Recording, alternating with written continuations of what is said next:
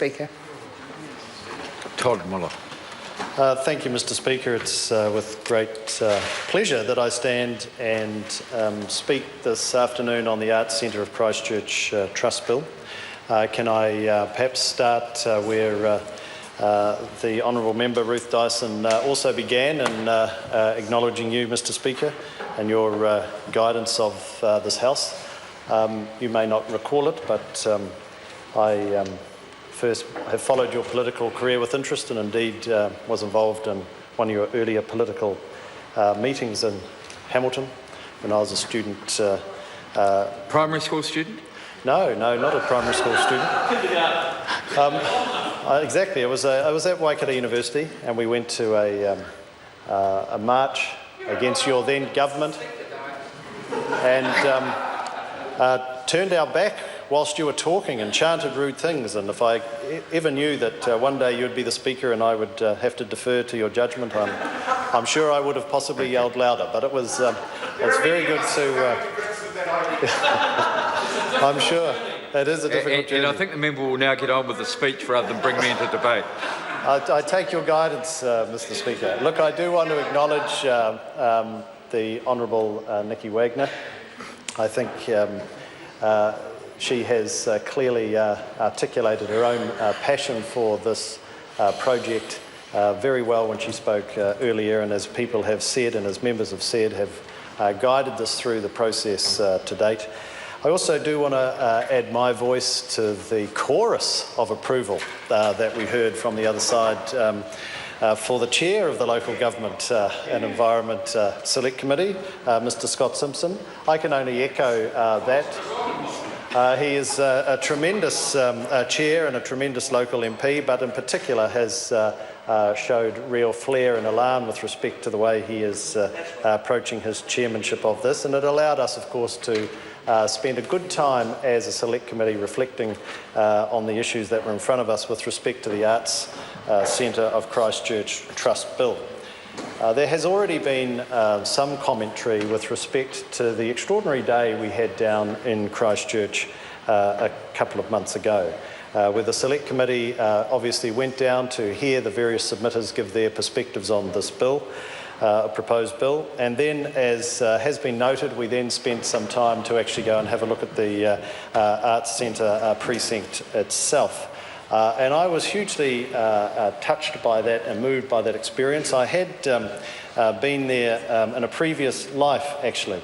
In fact, I was feeling slightly concerned when I heard Megan Campbell talk about all her entertaining times at the Ducks, Megan Wood, sorry, the Ducks Deluxe, because I had a few times there myself as part of the University of Waikato visiting sports teams, and I was wondering if she might have even been at that bar at the very same time.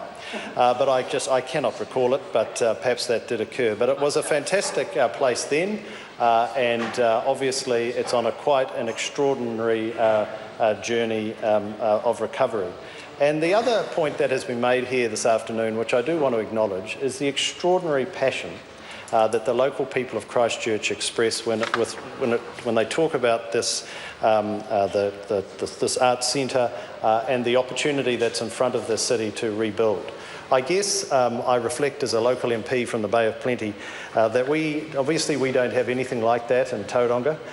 We have more natural icons, Mount Maunganui, Maua as an example, and I can recall when that was devastated by fire a few years ago, the incredible emotional reaction that occurred in our local community, and I guess I can only put that in a small way to that same reaction. Hugely passionate about what it represents, the heart of the city, and the importance of ensuring that that heritage value is protected and rebuilt. And Mr Speaker, as we have heard from Scott Simpson, our Chair, earlier, this is quite an investment that is being undertaken here. 7 years effort, $300 million of expenditure, and I do want to acknowledge Jean Crawford, the Chair, Andre Lovett, the CEO, for their tireless commitment to work for the vision of rebuilding what is clearly an extraordinary cultural heart. Their passion and commitment for this is quite extraordinary.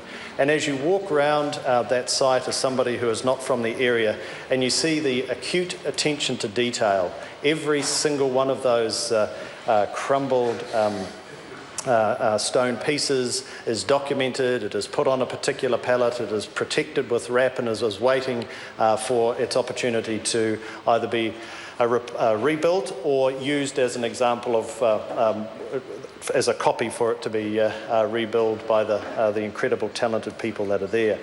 So it was interesting just to have 4 submitters attending. I had thought that perhaps something of this degree of community interest may well have had more, but it was clear that they spoke in large alignment with each other and certainly had a fair amount of support from the wider community. I think it's a great bill to support. It is very good to see bills like this come to this chamber with cross-party support, sensible legislation, and an opportunity to progress something that's going to work for the community of Canterbury. I do want to take a moment, Mr. Speaker, to reflect on one of the changes here that's implicit, that is required under this change, a move from a stakeholder representative board to a skill-based board. I think that is laudatory. I think it's absolutely appropriate to be considered.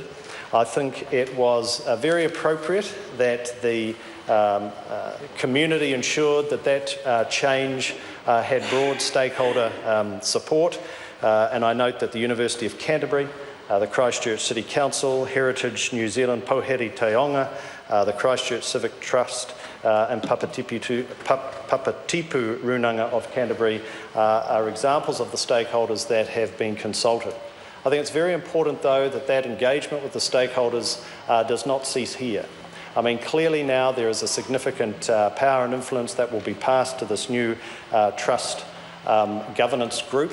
It is appropriate that a different mix of skills is required to be able to take it forward for the next 10, 15, 20, 30 years, but that trust board must never forget from whence it has come in terms of the broad community stakeholder engagement and representation that has sat on the trust to date, and what is important to have still influencing and their perspectives being heard by that new skills-based board. Mr. Speaker, I do hope that the nominations that come forward for that board are appropriately global in scope.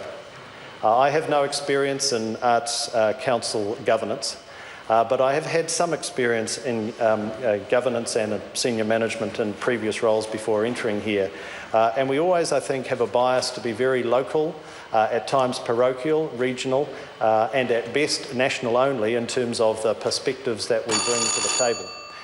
And for me, it is really important that the skill sets that are sought to represent the community and this trust board are as global as possible, because as we heard from some of the submitters, if you have an object to be able to promote not only the acknowledgement of good heritage and phenomenal art and culture, but also education, you need to make sure that the most modern approaches of engaging with communities and making them feel part of their history needs to be adopted, and sometimes that doesn't necessarily come, those best practices, from within. You need to have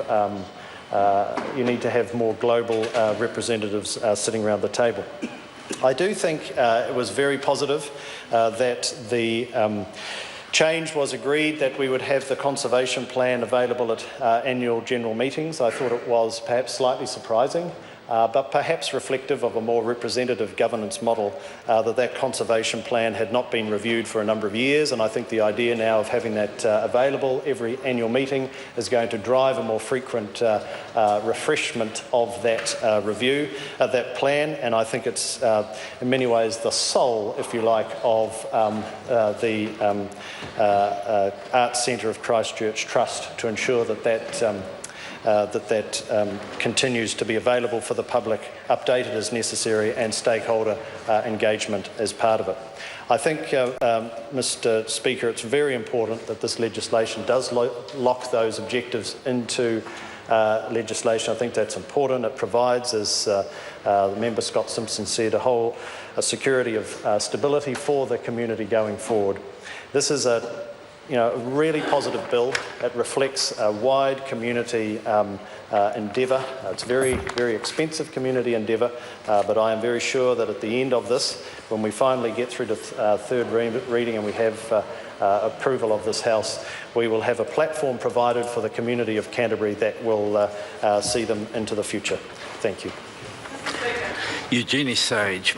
Tēnā koe, Mr Speaker, thank you. I'm very pleased to speak on behalf